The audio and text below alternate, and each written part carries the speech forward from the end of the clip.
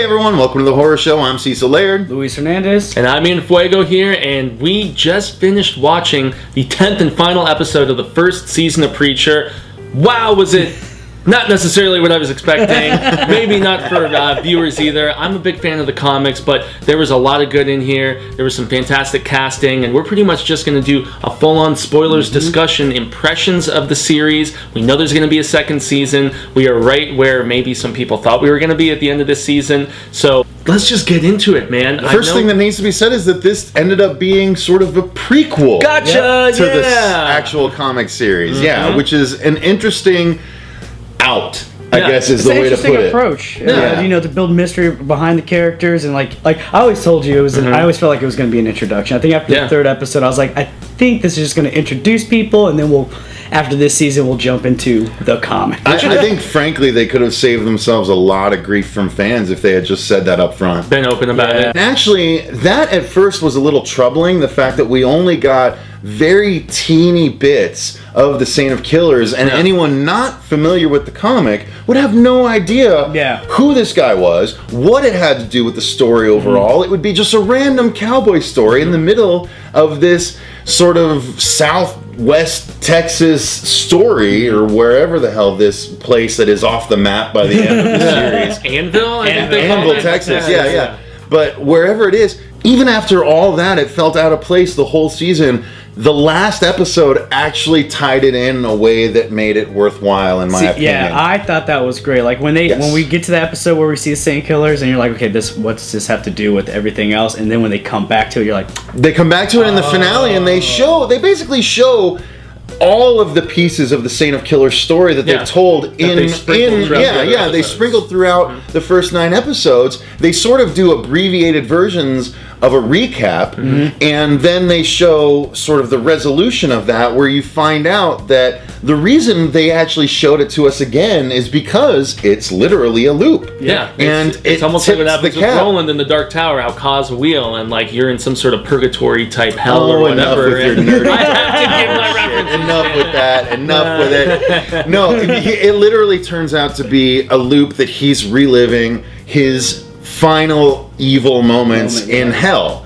where he loses his wife and daughter because he gets hung up because of his evil past. And so he's reliving this over and over again, kind of like Ka or a wheel from a different... I'm just kidding. No, but he's reliving it, and what's nice is the way they bring us out of this loop is by bringing in the angels that end up getting on a bus to hell. Yeah, it was funny. And dude, I love that whole Breaking Bad reference in last episode. Yeah. I thought that was clever. I guess it was lost on me. I don't watch Breaking Bad. Explain it, Luis. When the one angel gets stopped at the end when he gets dropped off, and he was like sitting there, and like that shot was it with Jesse Pinkman? I think so. Yeah, it was that, with all those like stone pillars. Yeah, it's the same shot, same location, because the show shot in New Mexico. Yeah. And also it's Sam Catlin who worked on Breaking Bad. He actually wrote and directed the final episode 10, the one that we just got done watching at the end. And so now, was that sad to you guys? Just to break off a little bit. He lost his companion, his angel, because his what happened in the comic though. But that's the thing. It's different. It's different a little bit, right? Because in this whole series, they explain that angels can die and they'll regenerate right away. However, this one died in hell. Yeah. Well, it was the saint. Oh, and the saint killed him too. So it's probably okay. So that left a question in my mind: was it because he died in hell, or was it because the saint killed him, or a combination? Or a combination? Who knows? But either way, he's gone. Yeah. So there's it is sad. Right? It's a little sad because there was sort of a love kind of story going on there, and it was interesting. It was a divergence from the comic, but I got invested in it because they were sort of the Keystone Cops of angels. Yeah. You know what I mean? They're bumbling. They didn't know exactly what they were doing or how they were going to do it. Well, because they're dealing with something brand new. But they were endearing in a way before. They were endearing. Yeah. I love that episode when they go out and they beat up that woman.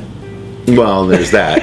That was hilarious. It was another angel that was after them. Yeah, it wasn't just. I mean, it wasn't just them beating up a woman. It's not like these angels. Whoa, yeah. Wouldn't it be great when they beat on that woman? No, it's especially a little 4'9" stunt woman. Nonetheless. Yeah, she was a stunt angel enforcer essentially. No, she's like they whisper, they get up, and he's sitting there, and then you see them out the window, and then he looks up, and there's one of the bloodiest scenes in the entire series, I gotta say, and another one that was really interesting. Very aggressive. Not done for comedic work. Totally unexpected was when Jackie Earle. There was a really interesting the way Preacher used his power to try to. He almost misused it more than in the comics. I think he did. There had to. You know what? I think that actually is more akin to what a normal person would go through when they assume this power.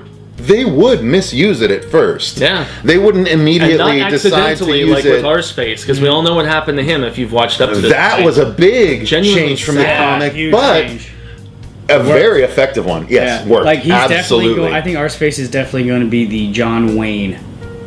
Oh, that's a good. Oh, I'm not even sure about that though, because don't they have the little in reference where Tulip's talking? Tulip mentions, but I think that's what's his favorite actor. I think that's more of a. I think that's more of a throwaway to the comic. Good point though, but I think you're right. I think that's a great. That is a great. Oh man, yeah, like dude, especially at that. Pound that because that's a really good one. Legit, I need one too. Yeah, that was really good thinking. Because he's the one who appears to him. Because they can't have John Wayne appear. They don't have clearance for that or anything like that. Or even in shadows or whatever. In now. Like, no, Arseface is perfect for especially for people in modern context, kids watching this show who have no idea who John Wayne is. Yeah. You know, you're like, oh man, True Grit. Yeah, they're John like, didn't True Grit have Batman? The serial killer? Oh shoot. Yeah, but I felt like the way that they used him, you mentioned it, how they made him a more sympathetic character. Yeah. And that was a good change as far as graphic nature goes. They added to him like with the girl. That wasn't in the comic. No, in the comic he was just obsessed with Kurt Cobain and shot his face off. And had we actually seen the girl's head until this final episode? Oh, like I think it was 2 episodes. Did show? Okay. Mom putting the wig on. Oh, that's right. Yeah, because I didn't recall that, and when they. Spoilers again. We're spoiling shit. Even put when the mom put was that girl until just now. Oh really? Shot. Yeah. Oh yeah. When the mom put the pillow over her face, they cut to an angle where you can see her head, and it almost looks like a flesh crown. Yeah. Because she's missing the top part of her skull, and it's like, that's way more aggressive than it was in the comic. So it almost justifies. It almost justifies him going to hell. Well, it also justifies like he's got to pay for that because that didn't happen in the comic. Comic Eugene didn't deserve to go to hell, but this Eugene kind of deserves to go to hell for a little bit. I think it also adds to. You're right. I think it also adds to like. You understand, you sympathize a little bit more for Eugene because, like, after I definitely baptized, he's like, I don't want to be forgiven, I don't want to be saved. Like, I thought I did, and like now you understand, like, why is Eugene so obsessed with like being forgiven and God and always asking Preacher these questions because he feels guilty. Well, yeah, because he was given a second chance when he wasn't expecting it. Yeah. You know, and I think a lot of characters in this are giving a second chance when they weren't expecting it. You know, I mean, Cassidy. Well, I was gonna say let's segue into Cassidy because he's probably one of the only ones we haven't talked about. Probably the best casting in my opinion of the whole show. He was awesome. Yeah, he's great. Oh man, as tough as it is to kind of decode what he says sometimes. I just love that he's so. It's a fun challenge. I love the fact that the on-running joke that he does not like the Big Lebowski because everyone loves the Big Lebowski. And it's so funny that he's like, it's a piece of shit movie, and it's like overrated. Even in the last episode where they're at the diner and they're back to the beginning. Like, who likes the Big Lebowski? And everyone's like, yeah. And she's like, see. But there you go, the diner, tying it into the comic. They're bringing it right to where they were when the comic started in that diner. And yet they sped up on certain storytelling aspects too, like the whole Jackie Earle Haley character. King Cannon doesn't show up until the 7th book when Jesse is that little sheriff of the small town and stuff, and they bring his mother back in. And so, I mean, that was one of the changes I felt really worked, you know, and they made King Cannon seemed more tortured and messed up from the stuff with his family. Yeah, that was ski dark, accident was really dark. Well, and that's the weird thing. God of meat. See, that's I must say, played by Jackie Earle Haley, of course. It was a really, disturbing character. But that was a flaw of the show. I think is the sort of disparate elements that didn't obviously tie into certain things. Because when we saw Vale. We saw this ski lift accident. Yeah. We saw this group of people fall out of the sky. I did not put it together until literally before we did the review that was his family. See, I didn't put. I was waiting. I'm like, when is the Vale ski family going to come back? And we watched all the way through, and he's like, yeah, we saw his family die on the ski lift. I was like, that was King Cannon's family? I didn't realize it. Like, isn't that like when Jesse's dad goes? Well, no, because they open the episode with that. Okay. And so there's no context for it. So you're like, oh, well, this is going to get explained. I felt like and then they gave never touch on it again. After when they showed They might have, but I didn't pick up on it. So that's see, to me, that's a misstep of the show. If it's not clear enough to everyone, including myself, who's actually a fan and can watch and sort of understand certain cues, it's disappointing that I didn't get that's what that was. It's like, goes back to the I guess I needed it a little bit more spoon-fed to me, but It's family. yeah, really. I don't know. But yeah, it goes back to the Saint of Killers argument, though, where some things just weren't really out of context. It makes zero sense. See, I don't know. I think that it all came back full circle because like this last episode, the two things that they would show in other episodes that I didn't pick up on was the dude at the reactor. I did not like every time they would show that. Was weird. I didn't wondering Dude, how watching much a giant pool of shit. Yeah, and I was like, well, I don't get what this is about. And then there's that shot where I forgot what episode it was when it shows the little pipe and it opens up. Yeah. You know, and I'm like, okay, so what's this about? And then the last episode, I'm like, genius, man. Yeah. Like that's I forgot they showed it They earlier. were foreshadowing. They obviously had a story outline that they had together. And I they're like, loved you need to make sure to it. hit I these thought beats, that you was know? Did the entire town blow up in the comic? Yeah. Well, Really? You know, Well, they no, didn't- it was they the didn't- church. I thought it was just the church. It was the yeah. church and the congregation, but Yeah. they went full out and wiped out all these. Man, they scorched earth that shit. They're like, all these characters you don't like, guess what? They gone. I was very happy. They I was gone. like, oh, all these I lame was people too. that I didn't like so much. We didn't get to, but we didn't get to see Sheriff Rude fuck himself in the ass. Yeah, which is all that I wanted because of the fact that they. Which is all that I wanted. It's one of the I'm gonna funniest cut things. and I'm gonna slow that down. Which is all that I wanted. It was one of the funniest jokes. It was way funnier than shooting your dick off and how they kept coming I back. thought that was No, hilarious. I thought. See, and Fuego and I disagree on this a little bit. I thought that was in keeping with the Preacher sort of comic theme. I could totally see Steve Dillon drawing a guy going, like, wide-eyed. "I shot my dick off," you know. But they did go back to it one too many times. Yeah, they were or beating two a, or beating three a too many red-headed times. dead horse, They're man. beating It a was dick too terrible. hard. It just went at the end. I thought that was funny. He's like, "You okay? No, you shot my dick shot off." my dick off. And he was carrying it around in a little cooler. Even at the very end in the episode when God showed up, or at least we thought it was when God showed up. That oh man, that was a little frustrating. I had mixed feelings about it I did until too. you realized. So you're like, okay, yeah, this is definitely. But it not kind of God. makes sense. It kind of makes sense that the angels would try this ridiculous attempt. Well, they're gonna save face because they want to keep the herd, you know, from spoken and stuff. See, if we're going with the comic, which faction of angels did that? Oh, I think it was because do you think it would be the uptight bald ones, or would it be the seraphim? Yeah, and God, it's got to be the uptight bald ones with the totally bogus attempts. Although it was funny though, because when those guys were on Earth, remember they were like doing coke and acting insane and stuff in the comic book. So they were loving being on Earth. So they weren't that uptight, just to say. But. I don't know. I think we could gush on and on, but overall, let's just wrap it up real quick with saying what did we think ultimately of the first season? Are we excited for the second season? I'm going to start. I'm ecstatic for the second season. I am very excited for the second season because I think we'll finally get what we want. Hopefully, they'll take the audience reaction to Tulip to account. Yes. And tone her down. I felt like they were toning her down at the end when they finally started talking about Until the End of the World and getting into that, when he was standoffish about reconciling with her, which is why she goes and bangs the vampire. Because she still took the flamingo was in the last episode. Like she was Well, I'm still talking at the way very end when they had okay, in the there's 10 episodes and you're saying the last 5 minutes she finally grew. That's not the enough. whole Carlos. They need to tone it down. It was the whole Carlos turn, man. And I can't say that I did not like the way they altered their backstory from being little small-time crooks to being these full-on mobster, bank robber. Well, I didn't get the mobster thing, but I got the bank robber. Okay, thing. well, bank robber thing, very sharp, as he said, earpiece, killing the security guard and stuff. Yeah. It makes the Jesse character, you don't sympathize with But he him as finally much. had the hair we expected in that flashback. he did. That was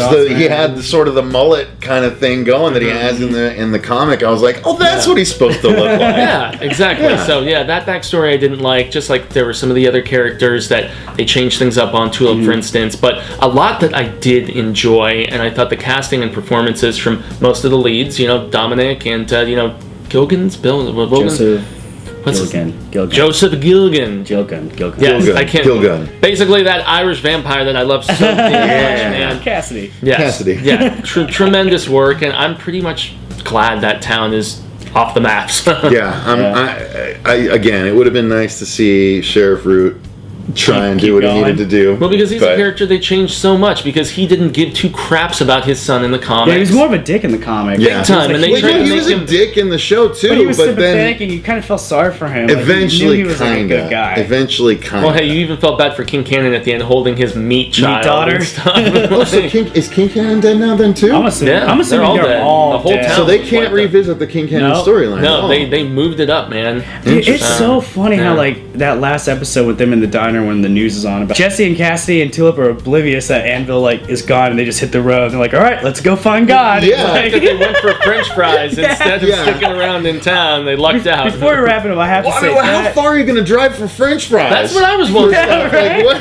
That's- There's not a that's place true. in town for French fries? No, they just so happened to be ready to go after God. So You they were know what? already I half heard out of this town. diner out on the outskirts of town. Let's go there for I heard they fries. got the best French fries. Jeez. I will Only say the the, best from my girl Tulip. Good The one Lord. thing I do like, I really like that ending after it was revealed that it wasn't God, and like the way people Well, thank reacted. God it wasn't God. Yeah, I know. But the way people reacted, I was like, damn that it. is like so dark, and like it was like funny but dark and sad. And I love how the Which epitomized everything Preacher's about. exactly Funny, dark, and sad, all of violent. that. Yeah. And I just love the fact that the mascot Indian hung himself in the tree, the same damn. tree where the Indians. Was the other Flashback. apparently, and what we found out Which was from one the of the talking only- preacher Pedro. was that there was supposedly an allusion in the comic to the two mascots. There was apparently a love affair between those mascots. It was a Romeo and Juliet Cassidy story. makes that comment when he's in jail. Does he really? He's like, just give Pedro time and all that before the guy gets released. Oh, that's Yeah, right. he was That's right. leaving. He was leaving. Yeah. So that's why they hung hanged themselves together. Yeah, it Yeah. was like their it love was just pact. so dark, and then the dominatrix, and you just see her ass, and then